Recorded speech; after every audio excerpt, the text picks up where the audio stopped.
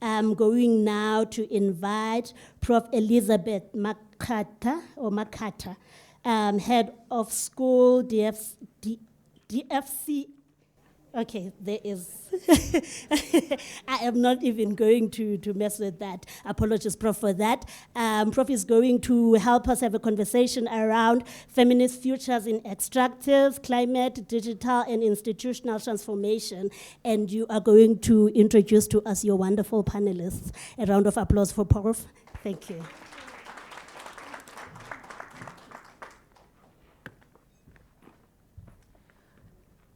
Good afternoon, colleagues.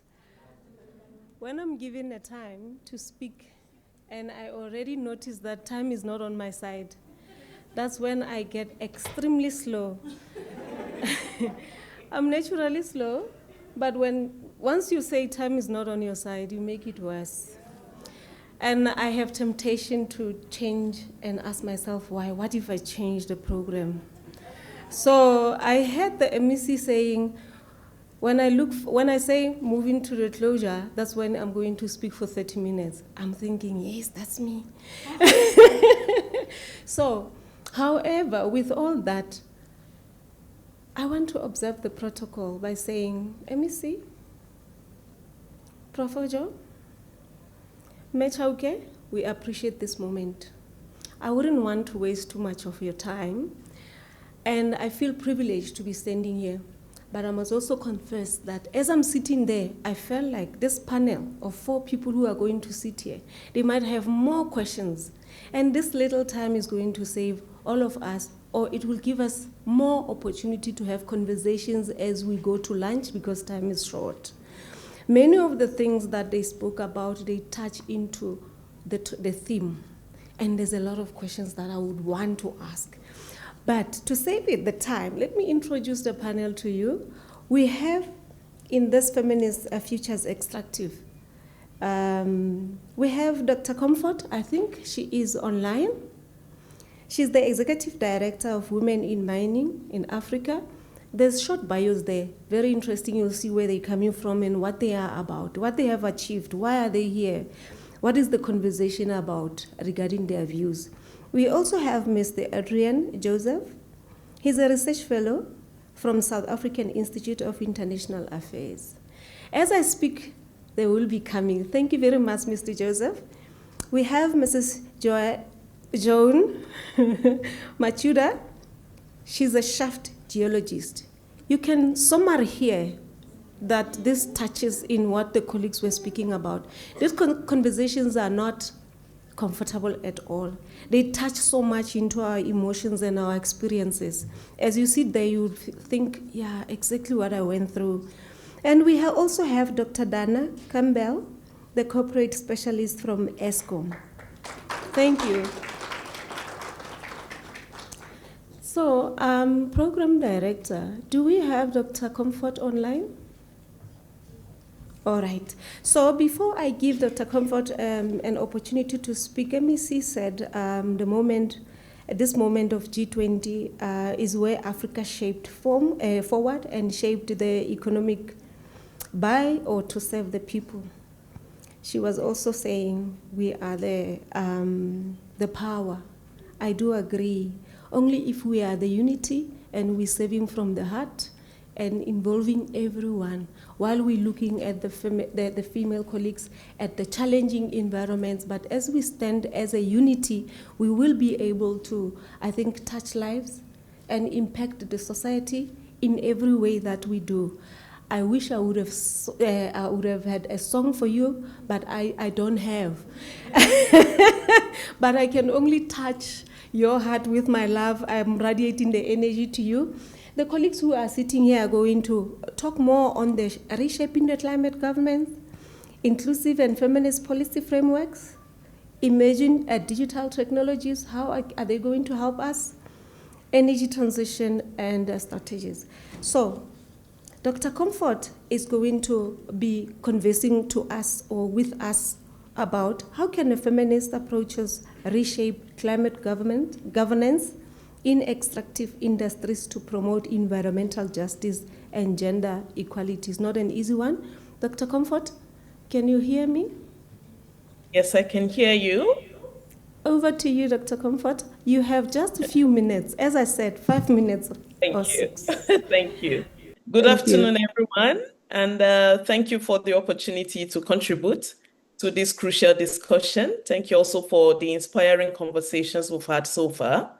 So, my sister Modise, good to see you also. We are miners. I work personally on a lithium flotation project. And we have, personally also, I have related with estimated 250 mining communities across Africa.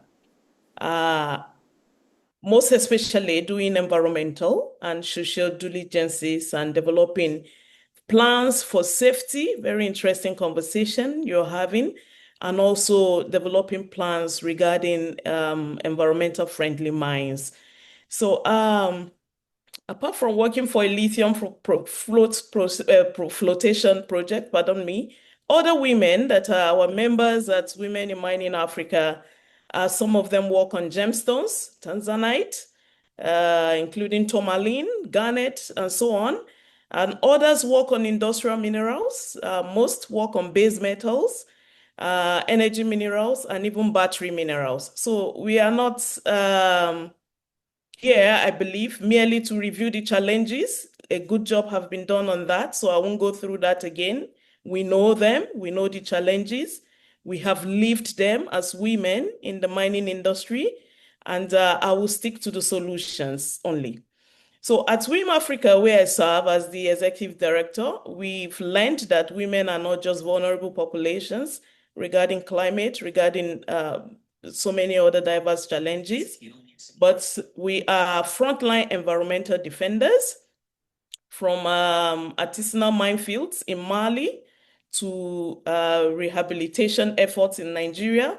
We've seen women leading change without institutional recognition or adequate support. I was very happy to hear Professor Janice already listed some challenges that we are facing at all levels. She mentioned the ASM, that's artisanal and small-scale mining sector, to the large-scale mining industry women, and even women in mining in boardrooms. But I would like to mention another category that was not listed, which is the next generation women in mining. This is core to our program at WIM Africa because we are now looking at the students who are reading geology, mining engineering, all the challenges that have been on the ground. How do we ensure that they do not go through it, including GBV? So women in ASM are not just seeking livelihoods, they are risking their lives. I'm glad we discussed that already. It is unacceptable, really, that in 2025, that women miners simply trying to feed their families are dying in mine collapse, unsafe pits, and toxic environments in 2025. These are not isolated incidents. Nearly every month at WIM Africa, we receive reports of preventable deaths in mining communities across the continent. We are in talks through the High Commission Office, connected to the presidencies in some selected countries, that yes, we need to tackle these safety issues. But rather than shut down these sites, because this is the livelihood of these women, we recommend that there will be some form of formalizing and supporting them through safer regulated operations under community-based cooperatives, with women's safety and their productivity at the center. There should be buffer zones. We can prevent these deaths. And that's why on February 15, it has now become our solemn day for us at WIM Africa to mark what we call the Silent 15 of Bilalikoto, a remembrance of 48 women who lost their lives in Bilalikoto in Mali earlier this year. Women should never go through this, risk their lives because they want to earn a living. So, very simple, at WIM Africa, across climate-related issues, environmental-related issues, land rights, fair trade deals, across all these challenges that we have. We are demanding accountability and embedding safety into every conversation about climate and the extractives, every conversation. Through our ESG and climate resilience program that we are championing in WIM Africa as well, we are integrating gender responsive frameworks and cascading it down to mining companies. We are in talks with Dangote, for instance, cascading it down, Africa Industries Group, another major mining company that is operating across Africa, and also the foreign companies. We want mining policies and practices to be pushed, driven even among governments and communities themselves, so that we recognize and protect these women against adverse weather conditions, unsafe mining practices, and at every level of the value chain in the mining industry. So talking about feminist approach to climate governance, this brings us closer to justice, and I mean environmental justice, social justice, and economic justice. So they compel us to ask not just what is efficient, but who is at risk? Not just how do we grow, but who bears the cost of this growth? So feminist governance requires inclusive participation, not just inviting women to the table, but co-creating the table with them. It means going beyond gender-neutral policy that fall to account for unequal starting points. It's about embedding care, community resilience, and intergenerational justice. We have to look into this. So transformation requires bold collective action. I believe we didn't just come here to talk and have a dialogue and go away. We must have clear actions that needs to be taken from this event, from the G20, from every other event that we are having, from women and men alike, across different levels of society and policy. Only when we back our talks with action can we build the just and inclusive and sustainable future that we seek. So you see, Ms. Vuyiswa, I hope I got your name right, she said in her speech that we want to see women advanced. I want to go further and say, we already know what it requires and what it will take. What is lacking is not insight. What is lacking is action. Modise mentioned also that the government, the action parties are not here. So even a fraction of the energy we invest in advocacy and analysis, if they are channeled into implementing the countless recommendations already made, we would be far ahead. So it's time to move from policy talk to policy power. I would like to give a few, I have 2 minutes. Gender-based violence. At WIM Africa, we've adopted a unique approach to addressing GBV in mining communities. We are partnering with men. There's an organization called the White Ribbon. They engage men and boys as allies, shifting the narrative from victim protection to collective prevention through accountability, through education and community-led advocacy within mining companies, within the ASM sector, the men at the pits as well. So practically, let me mention a few points for implementation. Number one, I think that we should start establishing gender and climate decks within mining and energy ministries, companies, and mainstreaming gender-responsive climate actions from now, actions. Another practical recommendation I'll give is mandating that environmental and social impact assessments, including gender disaggregated risks analysis and actions are developed and are implemented. So another point I would like to make is creating community-based adaptation funds. Some statements have been made about that, so I'll skip it. And then promoting women-led innovation and encouraging financial institutions to please invest in mining, in women-led enterprises, not out of obligation, but because women in sectors we have proven to be hardworking, we are reliable, and we are deeply committed to sustainable outcomes.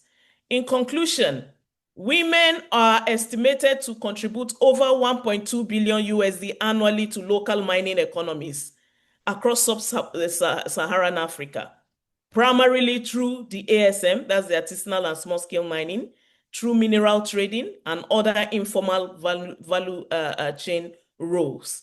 With the right policies, with the right investments, and the right institutional support, this contribution, 1.2 billion USD, could increase exponentially. And yes, we women in the mining sector, we are powerful. We are educated. Most of us have been in the industry for over 2 decades, and we are capable to drive the change, and we are ready to do that. Okay? So what we need now is the collective will to accelerate the action, and to sustain the momentum towards the transformative change that we all seek.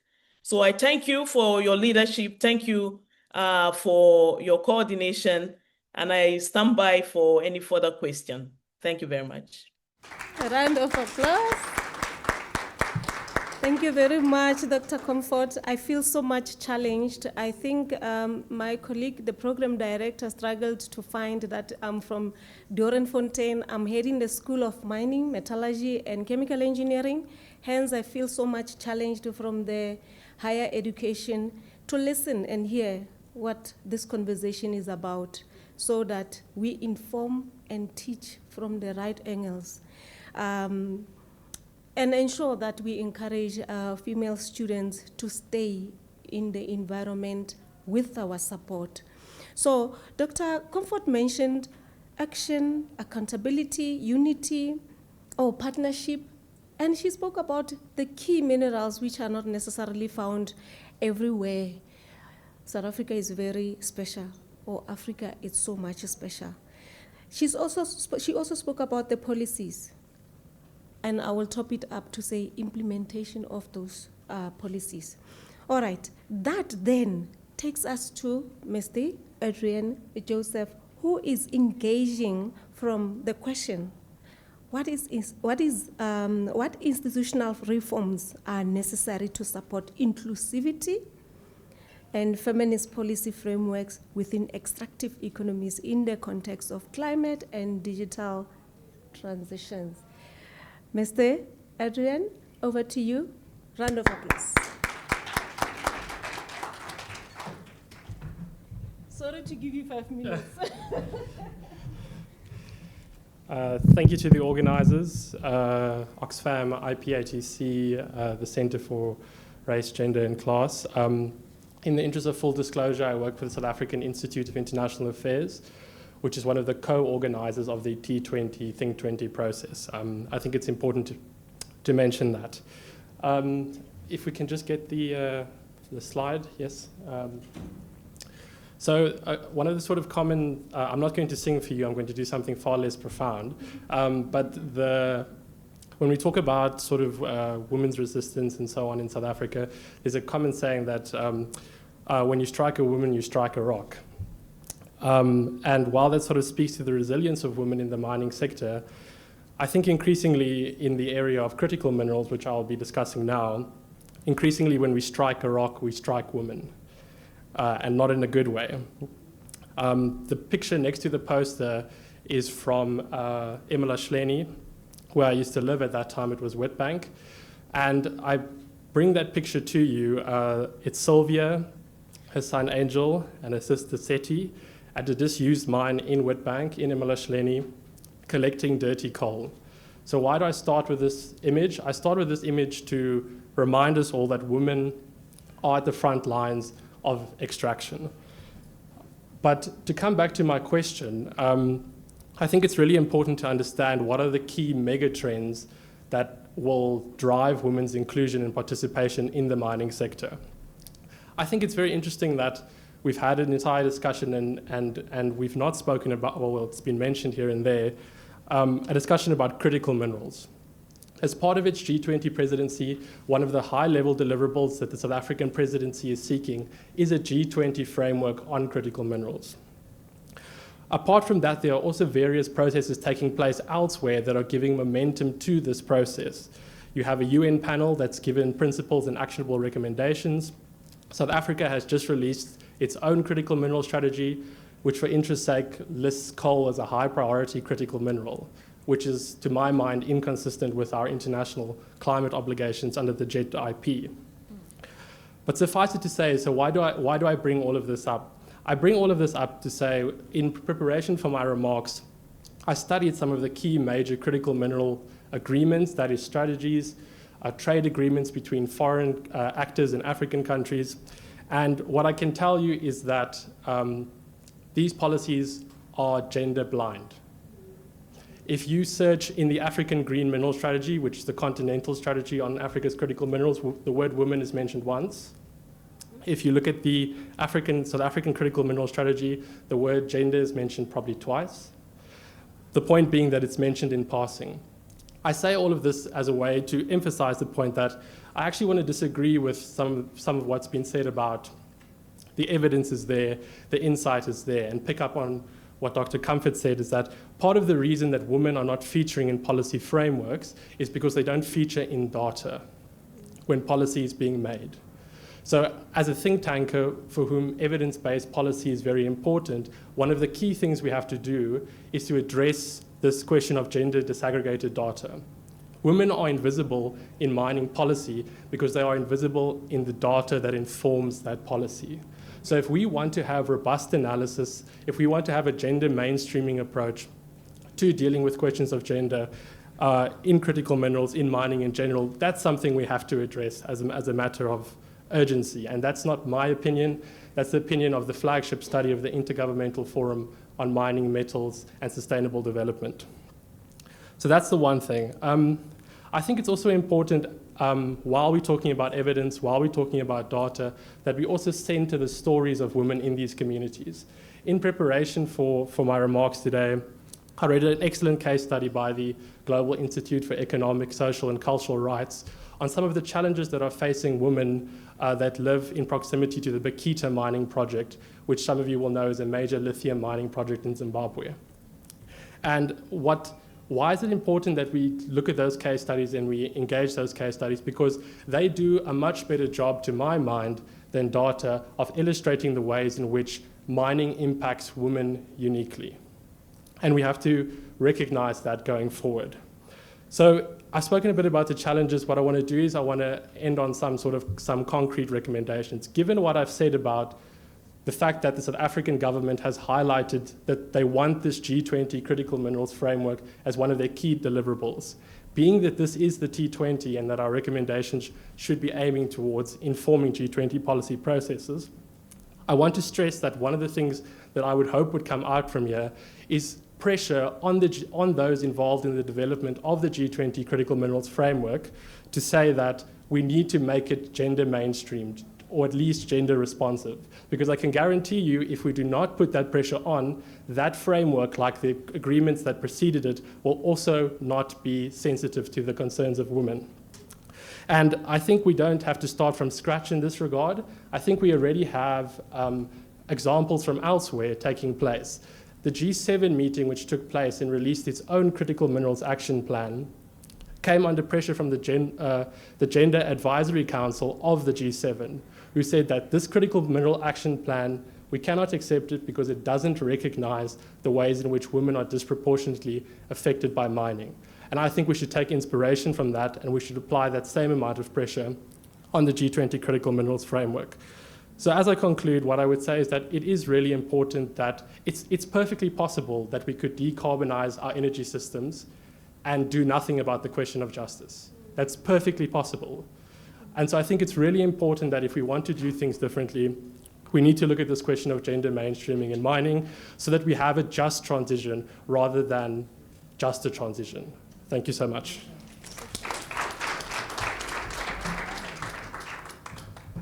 Sure, very interesting. I don't know what to say. It's very interesting, and I have a lot of stories that I wish I can share. Dr. Adrian and colleagues who have spoken already the issues of mining, the safety, and whether the data is visible or the data is there and we are invisible as females. These are the truths that we want to attend to, and I think this is the first step. But without really telling you about all the conversations, many speakers, they said it's a conversation of the next time, it's a conversation of for the next time. I hope that in your office, Prof. Ojo, somebody is taking down this conversation for the next time, because we want to come back as a second step or the third step, whatever number, so that we can have the data and say, this is what we once said and how has it been done, what is it that we want to do about it. That takes us to the next speaker. And thank you very much, Prof. Mr. Adrian. It's a prophecy. The question to Ms. Joan, who is a shaft geologist from Makhatha, is that in what ways can emerging digital technologies be leveraged to advance feminist accountability and transparency in extractive industries, particularly in ensuring women's voices are central to decision-making and benefit sharing? I think this speaks to also what I think it's Memosa who was saying, that if there's no technology or if the signals are not there, so what, and what is it that we need to do? But we need to hear your voice, Mayor Joan, on this. Over to you. Round of applause. You feel free to sit down if you want to. All right. Thank you so much. And thank you to the organizers. As they have said, I'm a shaft geologist at Makhatha Platinum Mine. And the answer that is posed to me, I'm going to answer it based on my current experiences. So, first we need to identify where lies the biggest gaps and which groups of women are marginalized. Because not all women are. We have women taking their space in the STEM fields. Although the figures are relatively low in terms of leadership and decision-making roles. So, there are key areas that I would like us to look into where digital technologies can be leveraged to advance feminist accountability and transparency. The first group that we need to look into is the semi-skilled and unskilled group, because this group is found at the heart of the mining industry, where physical strength is required. So with the shift towards digitization and automation, this is the group that will be highly impacted. This is where we need to upskill the workforce. And digital literacy is needed to accelerate digital transformation towards mining of the future. So we have institutions like the CSIR, Vets Digimine, the Marion Roberts Learning Academies, where we can take the women to go and train them and provide them with skills that empower them to participate effectively in negotiations and decision-making. By investing in training programs, companies can ensure that their employees are equipped with the skills needed for the emerging technologies. So at SBPM, we are also focusing also on the safe working environments, which is the next point that I would like to discuss in terms of women in mining. So last year, the Department of Minerals and Petroleum Resources issued a directive enforcing compliance on the management of GBV, safety and security challenges for women. And companies will need to demonstrate their commitment to address the issues that impact women to maintain their license to operate. So SBPM has also taken accountability in making sure the issues affecting women are addressed and they are not just a tick box exercise. As I've also mentioned, or my bio has mentioned, I'm involved in the executive committee of the Women in Mining at SBPM. and we are actively involved in drafting policies that affect women in general, so that we have the voice in saying what matters to us and how we can be protected and how we can be included in the benefit sharing at the mine. So the technologies, though we have not implemented any technologies so far, we are working towards that, but we do have measures in place to do that. So the technologies that we can look into in terms of safe working environments, we are looking at real-time digital monitoring technologies such as GPS, Wi-Fi, and the RFID tags. The RFID tags, they are mostly used in metallurgy to track ore. So we can also use such technologies to also monitor the movements of women or the workforce in general underground. So these technologies will allow women to report grievances and share safety concerns without fear of victimization, and then intervention can be facilitated quickly. So these apps, the real-time monitoring apps, they also monitor compliance with social and environmental reporting. So I have a number of apps that I think that we can implement at SBPM or in the industry at large. We've got the Umoja apps, the Timbi, which is not in my backyard, or the Ulula apps that can be implemented in the industry so that we can ensure the safety of women first, and also that the women are given the voice to participate in this industry. The third area that we can also look at, that we can introduce technology, is in supply chain. Supply chain, obviously, we know that a lot of backward linkages is being realized where communities can offer services to the mining industries. So with blockchain technologies being introduced in the mining industry, can push for transparency.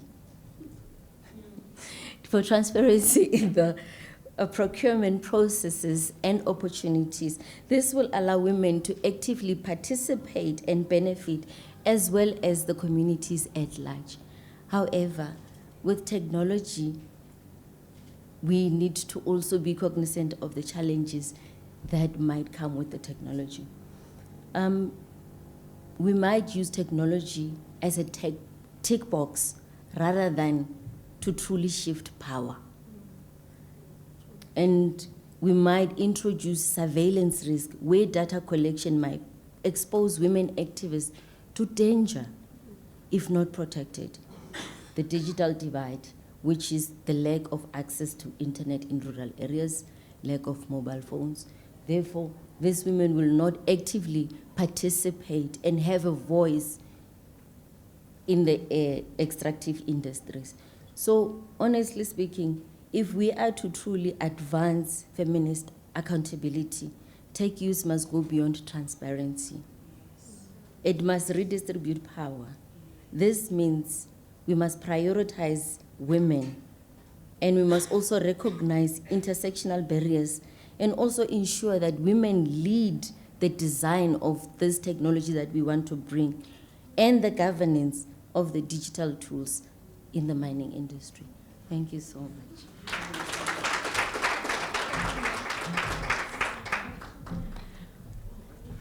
Mrs. Joan, I want to say amen.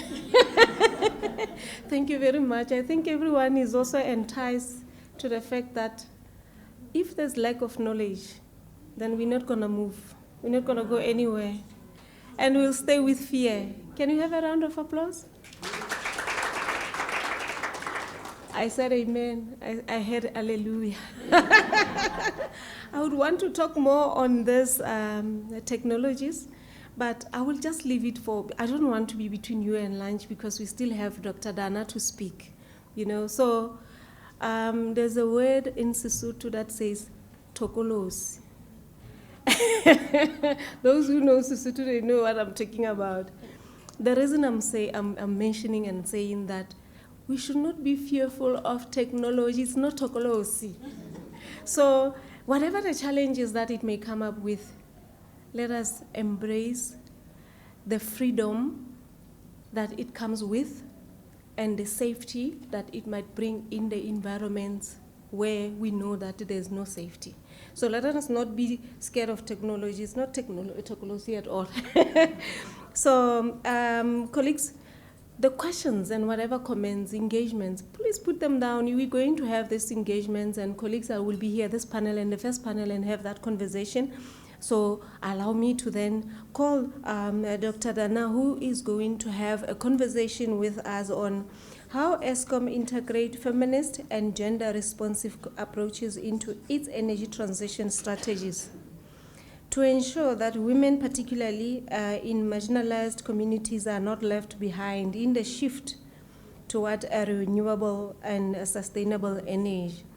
I know time is short, and I would love to ask questions further. However, with this question, I want to put it there because of the conversation that we had already in terms of the climate change and environment to say. So Dr. Dana, as she responds to that, how do we integrate the food, water, energy nexus into the just energy transition? I'm putting it on top of that question because it's very interesting. It might be something that she can put into her answers or the engagement that she's leading us on. It's a mouthful, and I'm not necessarily saying I'm giving you a lot of time, but I want you to touch base on that as well, Dr. Dana. Feel free to be seated if you want. Over to you, Dr. Dana. A round of applause. Thank you. Just hold this. Oh, yeah. Press the button. Sure. Like in life, right?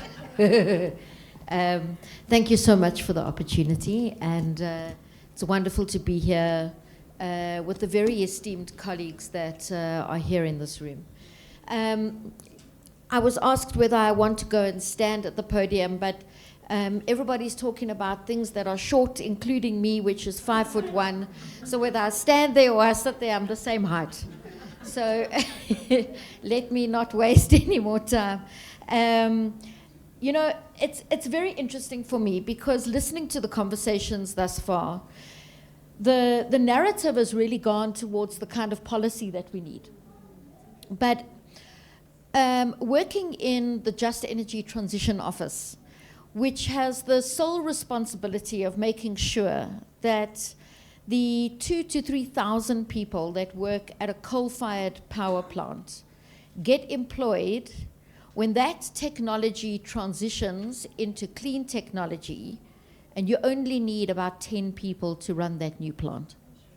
So what happens to 1,990 to 2,990 people that you've now made a commitment to make sure that their work and their lives and their communities remain sustainable?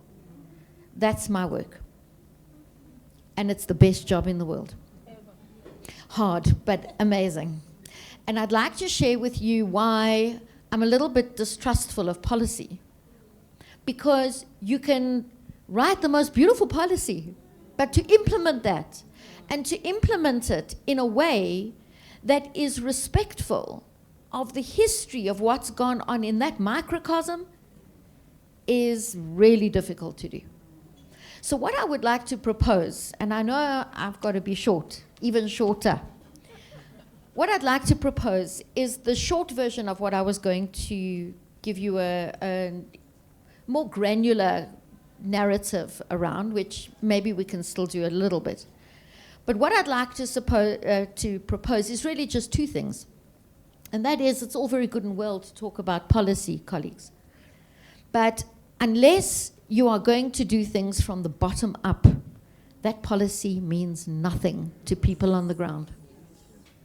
So what I would argue is that you can have a policy as a guiding document that highlights what objectives we're trying to achieve. But it has to be guided by the microcosm history and the agencies of women and men in those communities. We cannot revert back to an isolationist approach that the patriarchy has thus far dictated and do exactly the same thing by leaving men behind. We dare not. We must do things differently. And in what I would like to share with you today, I'd like to share with you not what we should do differently, but what we are doing differently. And instead of talking about fancy policies, let's talk about what works for us. What works for us in this community and why it works. And then take those approaches to inform whatever fancy policy you want to put in place. Can we do that? Okay, so let me share with you some of the experiences that we've put forward as part of the JET approach.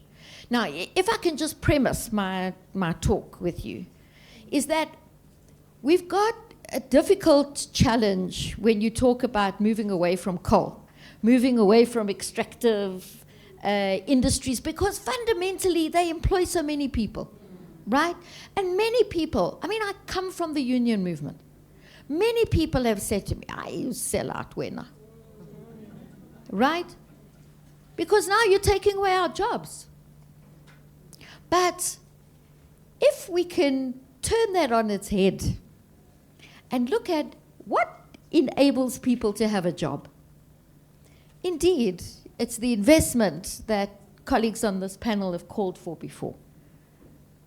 But it's also the innovation and the creativity from the people on the ground who have got intrinsic skills and know how to do stuff. When you give people an opportunity to do stuff and you integrate that value chain into a profit-making initiative that's co-created by the people on the ground, and you integrate all of those intrinsic skills into that value chain, you've got a sustainable community on your hands. And a sustainable community that not only generates value, but generates products that are relevant to people in that community. What that does is that it creates capital circulation inside the community. So ask me what that's about. Ask me. Donna, what's that about? It means that I spend money with my neighbor, and my neighbor then takes that money and spends it with her neighbor, so that that neighbor can come and buy more product from me. What that does is that you've now got capital circulation inside the community for the community. And that's what creates value. The minute money leaves the community, that community becomes impoverished. So let's focus on keeping money circulating inside the community, leveraging the skills that are in the community to make stuff that the community needs. And that comes back to your water, energy, land nexus. And that's at the heart of all of that, are skills, and at the heart of that is food. Because if we can feed ourselves, we don't then have to rely on ShopRite, Checkers, Pick n Pay, Spar, and Woolies outside of the community. So I know you're going to give me the finger paper. I know, right? But I've got stories for you that we can speak about after this in other sessions, in the conversations that we must now take forward to look at the success cases. Let me tell you 3 success cases within 1 minute. Banele, and I'm not going to use her surname because she hasn't given me the mandate to do it. Banele has been trained as a welder in the community. She watched her grandfather, who was a welder at the power plant, work at home and tinker and make stuff for the community. When we gave her formalized qualifications as a welder, she said to me, Dana, when I go out into the world, I don't just think, I'm a welder, I know how to make this. I look at other things and I say, how was that made? Her world view will never be the same again.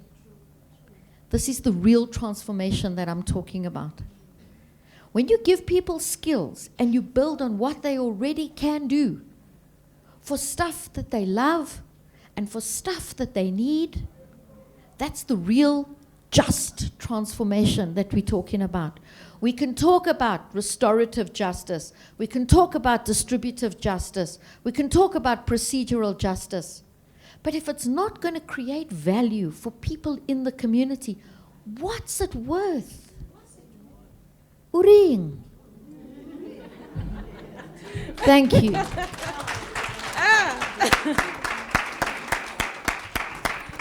Just when things are getting so much interesting, I tell you, yeah, and now time is like not on our side because we like those why, how, wow, njani, Riajwang mo, how do we get there, you know? So the question is, how do we keep this money circulating in the economy? There's much more that we said as a panel. There's much more that we heard from the morning. There's much more that we wish we can do. We just don't want this to be a tick box. From Dr. Comfort, Mr. Adrian, Mrs. Joan, Dr. Dana, and everyone else, there's just these questions. Action, not tick. Don't tick the box. Implementation. There's just a few words here. There's action, accountability. Unity, man. Bottom-up approach of the policies. That implementation, the know-how, the skill, and loving each other. I tell you, how do we leverage on this technology, as she was saying? Like, at the bottom of it all, to have that unity, we must also love each other. Love. I will end there with love. Thank you very much, colleagues. It was great. Over to you. The action, we need that love.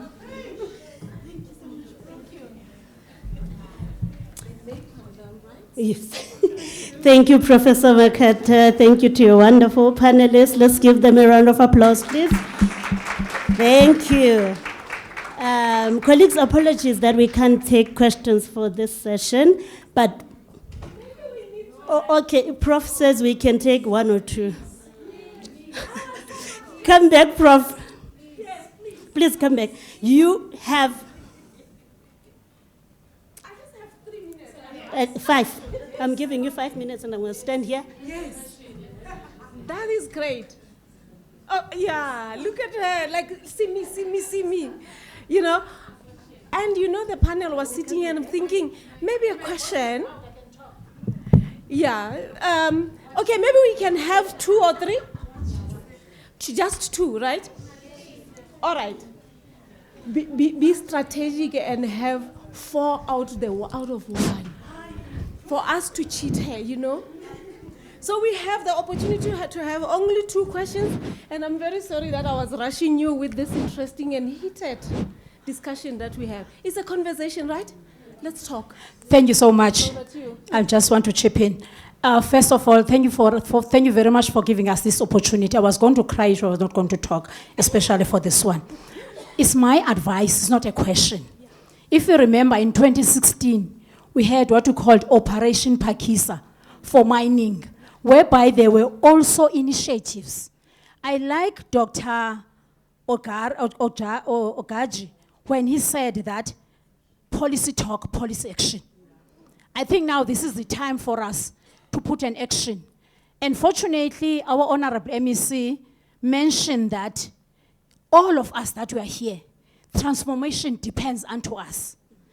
said that it's not going to be a question. I'm just putting a plea that those that can just go there for political whatever discussions, to all the 400 MPLs of the National Assembly, I can be glad next time, Mandy, if you can also invite the people, especially of the Standing Committee for Mining, because those are the people that at the end of the day, we need them to come here. MEC mentioned of Section 25, properties, that is land reform, land restitution, land distribution, and land tenure.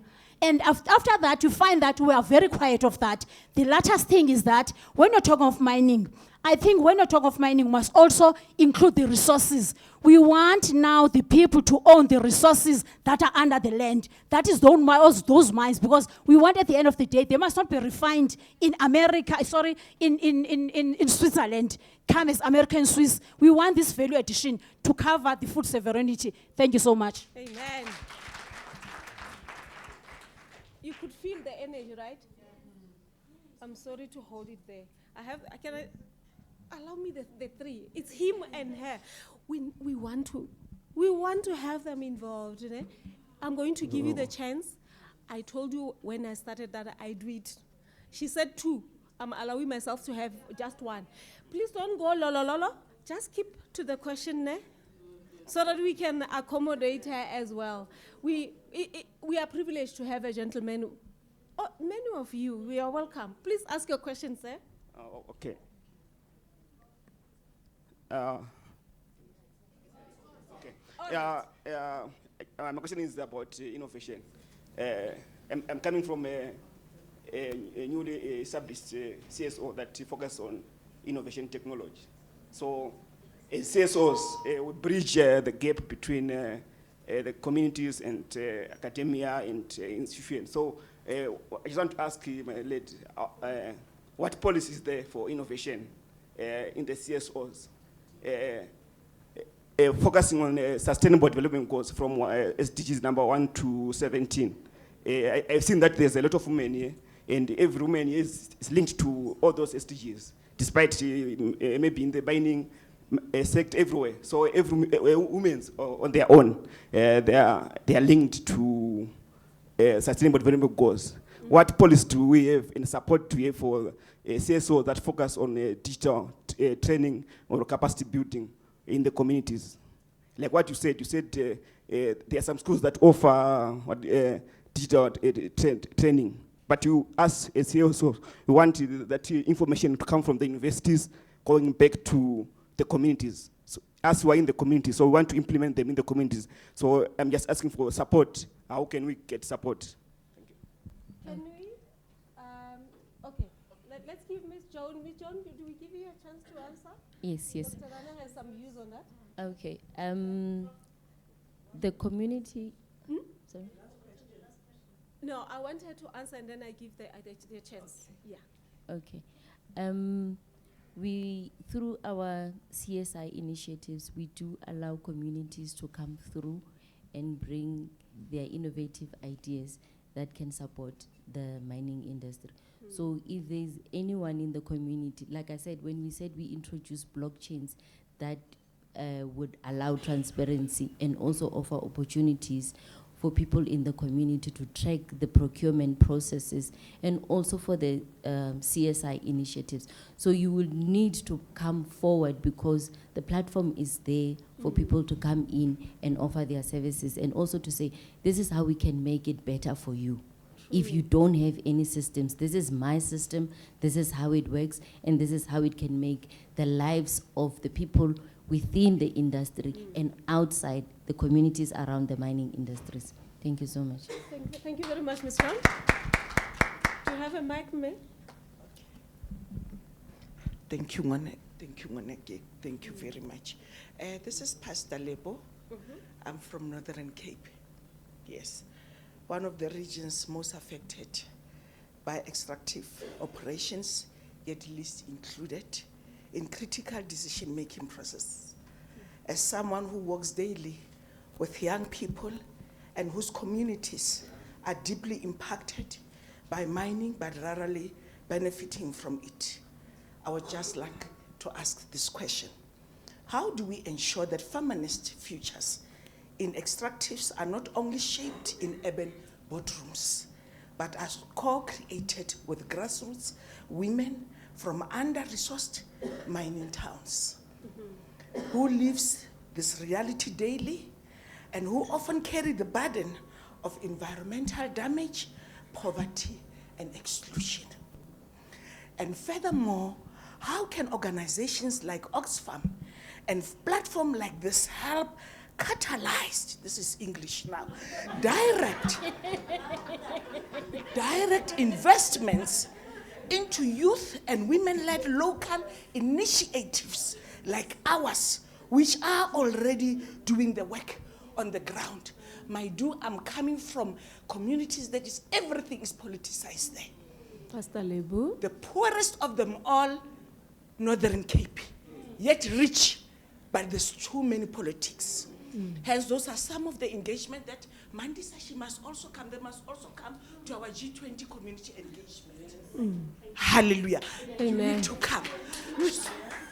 We have the Women Trust Fund for digital space so that we can partner. Because what you are talking about procurement policy and what, those such things, they are way too politicized. We speak, and especially me, coming up with this big English that I'm sharing with you.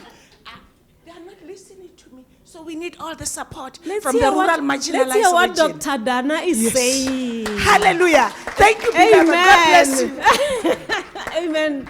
Dr. Dana, would you like to just touch base on what I would, very much. Thank you. Super. One of the big success cases in the just energy transition that's happening is that you'll repurpose some of the facilities that you've got at site that no longer are needed for the production of energy, but they can be used for other valuable things, right? One of those things are training facilities. And the training facilities specifically are now being dedicated to enable people to participate in this fourth industrial revolution. The technology-friendly issues and also the ideas from the ground that the community are also looking at. But unless you've got digitization, fiber, and Wi-Fi in those places, those training facilities mean nothing. So when we call for the utilization of these resources that are there, I mean, the corporates are ready to make those facilities available. Before those facilities are even equipped with the computers, you must have the Wi-Fi and the infrastructure in place. The infrastructure is what unlocks all of these opportunities. Corporates, and I don't want to speak for anybody else other than my own organization, but corporates are ready to invest. It's good business sense for them to do it. But unless the infrastructure is there, it's not going to happen. And the only people that can call for the infrastructure is the community. You are more empowered and you are louder than you think you are. Amen. Thank you very much. A round of applause. It's very interesting. Please, thank you very much for giving us an opportunity to answer. I appreciate your time, colleagues. This is a topic that created a lot of topics underneath that we would want to converse about later on, even if it's not necessarily now. I promise you that for organization, even including the universities, we are holding each organization in the university accountable to ensure that the skills, the knowledge is out there. We must also follow. We must not just sit, follow and get to know which organization is doing what in terms of empowering. Sure.